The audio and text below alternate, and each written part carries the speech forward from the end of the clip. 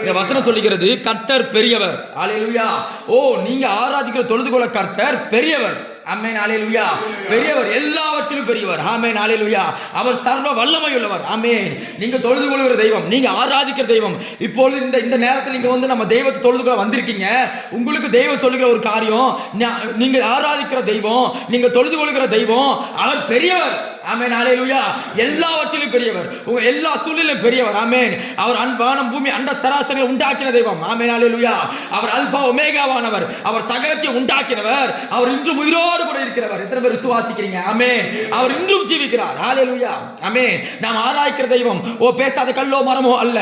நாம் தொழுது கொண்டு ஆராதிக்கிற தெய்வம், நாம் எப்போது துதித்துக் கொண்டிருக்கிற தெய்வம், அவர் இன்றும் உயிரோடு கூட இருக்கிற தெய்வம். ஹல்லேலூயா.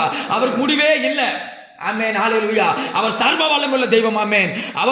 ஆமென். அவர் சர்வ வல்லமையுள்ள தெய்வம். அவரால் கூடாத காரியம் ஒன்றுமே கிடையாது. ஆமென். ஹல்லேலூயா. அவர் செங்கல்லை இரண்டாக பிளந்த தெய்வம். 40 வருட வனாந்தரத்தில் 30 லட்சம் மேற்பட்ட ஜனங்கள் நடத்தின தெய்வம். ஆமென். அவர்களை போஷித்த தெய்வம். அவர்களை பாதுகாத்த தெய்வம்.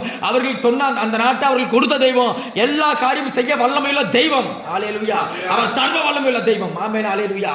நீங்க தொழுது கொள்ள ஆராய்க்கிற தெய்வம் சர்வ வல்லமையுள்ள தெய்வம். ஆமென். எல்லோரும் கரங்களை தட்டி அந்த தெய்வத்தை நாம் மகிமைப்படுத்துவோம். ஆமென். அவர் சர்வ வல்லமையுள்ள தெய்வம்.